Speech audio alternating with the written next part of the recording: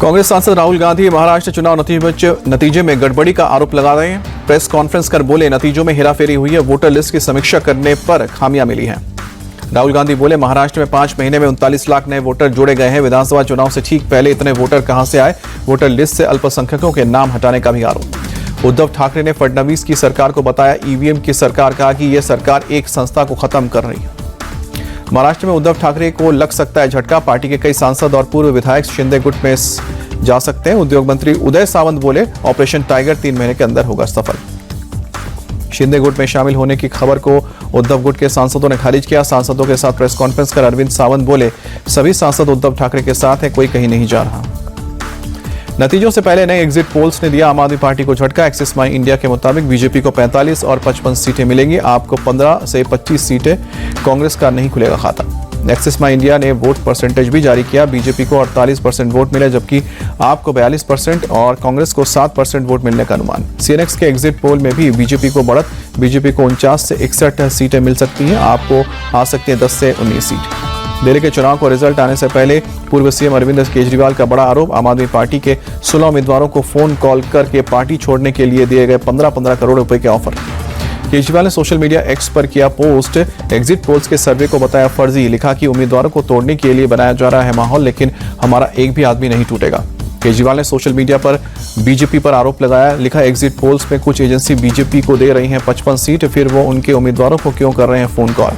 आम आदमी पार्टी के सांसद संजय सिंह ने भी बीजेपी पर लगाया विधायकों को खरीदने की कोशिश का आरोप। कहा कि 7 विधायकों को 15-15 करोड़ का दिया गया ऑफर। संजय सिंह ने कहा कि ऐसा लगता है काउंटिंग से पहले ही बीजेपी ने मानी है हार। दिल्ली में प्रचंड बहुमत से बनेगी आपकी सरकार। संजय सिंह के बयान पर भड़की बीजेपी। कहा कि संजय सिंह अपना बयान वापस ले या फिर माफी मांगे या कानूनी नोटिस के लिए तैयार हैं। संजय सिंह के आरोपों पर बोले दिल्ली बीजेपी अध्यक्ष वीरेंद्र सचदेवा, संजय सिंह का मानसिक संतुलन बिगड़ गया है। उन्होंने जो घटिया आरोप लगाए हैं उसका जवाब देना होगा। केजरीवाल के आरोपों पर गिरिराज सिंह का पलटवार। बोले, आपको 16 सीटें भी नहीं मिलेगी। केजरीवाल ने बीजेपी पर लगाया था खरीद फरोख्त का आरोप। अखिलेश यादव के बयान पर बोले केंद्रीय मंत्री गिरिराज सिंह, जनता ने अखिलेश, केजरीवाल और राहुल गांधी को नकार दिया है। एग्जिट पोल पर कांग्रेस नेता संदीप दीक्षित का बयान। बोले, अगर एग्जिट पोल सही है तो मुझे निराशा है। कांग्रेस को 15% वोट मिलने का अनुमान था। एग्जिट पोल पर आप नेता प्रियंका कक्कड़ का बयान। बोली, एग्जिट पोल में आपका नहीं आना शुभ है। बीजेपी ऐतिहासिक हार की ओर। दिल्ली के लोगों को जुमलेबाजी पसंद नहीं। एग्जिट पोल पर बोले, शाहदरा से आपके प्रत्याशी जितेंद्र सिंह शंटी सर्वे लोगों को बरगलाने के लिए बनाए गए हैं। दिल्ली में आम आदमी पार्टी की ही सरकार बनेगी। वीरेंद्र सचदेवा ने दिल्ली में बीजेपी की सरकार बनाने का दावा किया। बोले, जनता ने भ्रष्टाचार के खिलाफ वोट किया है, बीजेपी की सरकार बनाता है। दिल्ली बीजेपी सांसद प्रवीण खंडेलवाल बोले, निश्चित रूप से दिल्ली में बीजेपी की सरकार बन रही है, हम विकास की नई कहानी लिखेंगे। दिल्ली बीजेपी सांसद कमलजीत शेरावत ने सरकार बनने का दिया दावा। बोले, बीजेपी की सरकार बनना तय है, हमने दिल्ली की जनता के दिलों में जीता है। एग्जिट पोल को लेकर बोले अखिलेश यादव, कई बार एग्जिट पोल गलत साबित होते हैं, कुछ ही घंटों बाद पता चलेगा। कांग्रेस के सांसद इमरान मसूद का बीजेपी और आम आदमी पार्टी पर अटैक। बोले, बीजेपी और आप एक दूसरे से मिले हुए हैं, इन्हें राहुल गांधी से डर है। दिल्ली चुनाव को लेकर बोले यूपी के मंत्री जयवीर सिंह, दिल्ली के नतीजे बीजेपी के पक्ष में आएंगे।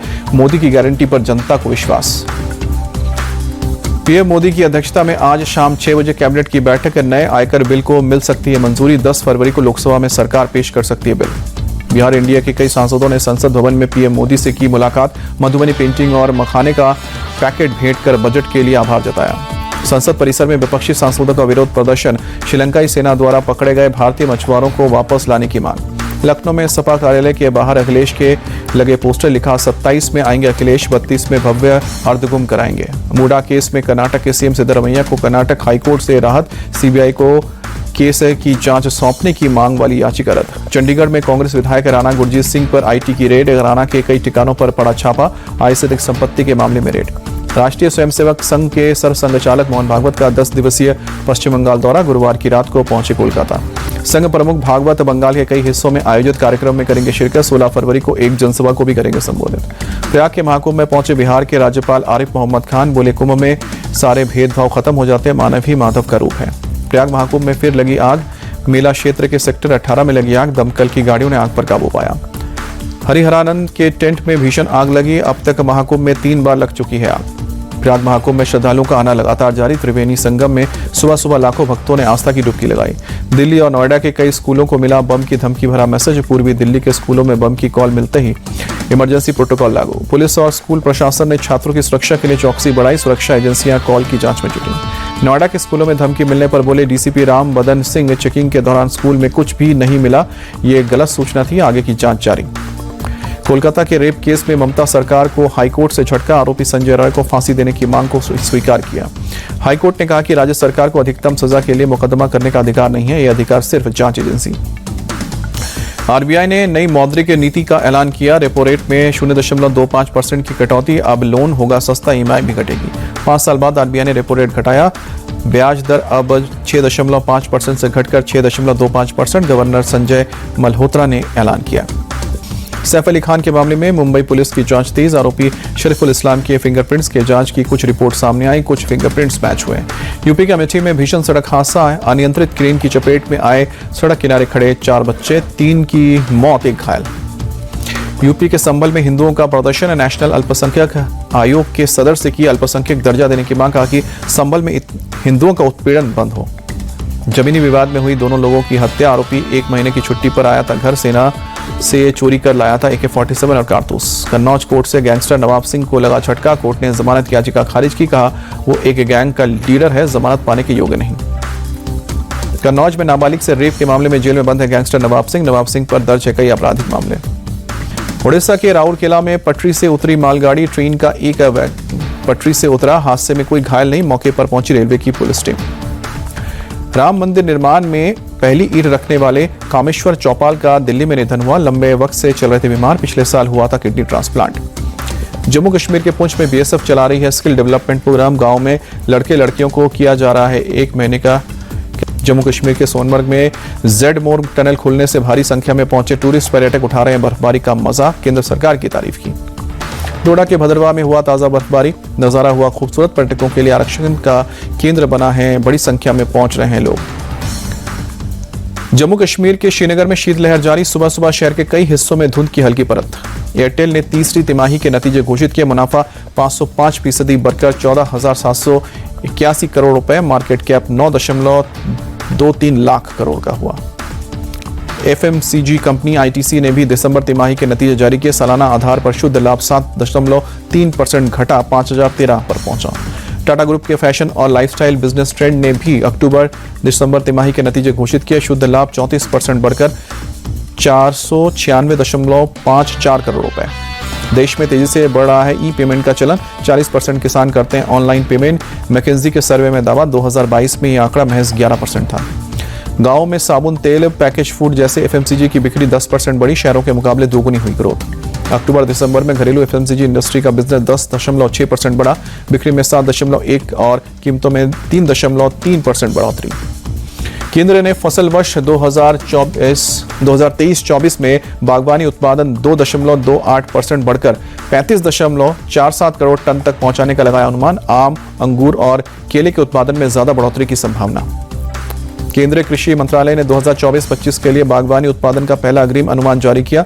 उत्पादन 2.07% बढ़कर 36.21 करोड़ टन तक पहुंचने का अंदाजा। Online food delivery company Zomato ने अपना नाम बदला, अब इटर्नल लिमिटेड के नाम से जाना जाएगा। बोर्ड ने दी मंजूरी। भारत ने आयरलैंड ऑलराउंड प्रदर्शन करते हुए इंग्लैंड को 4 विकेट से हराया। 3 मैचों की वनडे सीरीज में 1-0 से बढ़त बनाई। पहले बल्लेबाजी करने उतरे इंग्लैंड की टीम को भारत ने 248 रन में समेटा। हर्षित राणा और रविंद्र जडेजा ने 3-3 विकेट चटकाए। भारत से शुभमन गिल 87 रन की शानदार पारी खेली। श्रेयस अय्यर ने 59 रन की पारी खेली। अक्षर पटेल ने 52 रन की। रविंद्र जडेजा 600 अंतर्राष्ट्रीय विकेट लेने वाले 5वें भारतीय बने। अनिल कुंबले, कपिल देव, हरभजन सिंह और अश्विन के बाद हर्षित राणा ने रचा इतिहास। डेब्यू मैच में तीनों फॉर्मेट में 3 विकेट लेने वाले पहले भारतीय गेंदबाज। इंग्लैंड के खिलाफ पहले वनडे में नहीं खेले विराट कोहली, चोट की वजह से बाहर। दूसरे वनडे में होगी वापसी। 9 फरवरी को कटक में खेला जाएगा मैच। सचिन तेंदुलकर ने राष्ट्रपति भवन में राष्ट्रपति द्रौपदी मुर्मू से मुलाकात की। पत्नी अंजलि और बेटी सारा रही साथ। सचिन तेंदुलकर ने 2011 विश्व कप जीत को अपने जीवन का सर्वश्रेष्ठ पल बताया। का 2011 विश्व कप ऐसी याद है जिसे फिर से जीना चाहूंगा। त्रिशा गोंगटी जनवरी में women's player of the month पुरस्कार के लिए नॉमिनेट है। बेत मुनी और करिश्मा राम हरेक से टक्कर। वरुण चक्रवर्ती जनवरी के प्लेयर ऑफ द मंथ पुरस्कार के लिए नॉमिनेट है। जोमेल वारिकिन और नोमान अली से मुकाबला। गुजरात टाइटंस ने विमेंस प्रीमियर लीग 2025 से पहले जर्सी का अनावरण किया। 14 फरवरी को WPL के तीसरे सीजन का होगा आगाज। ऑस्ट्रेलियन क्रिकेटर मार्कस स्टोनियस ने वनडे क्रिकेट से अचानक संन्यास लिया। चैंपियंस ट्रॉफी का नहीं होंगे हिस्सा। चैंपियंस ट्रॉफी से पहले ऑस्ट्रेलिया को 2 बड़े झटके लगे। कैप्टन पैट कमिंस और जोश हेजलवुड हुए बाहर, दोनों इंजरी से परेशान।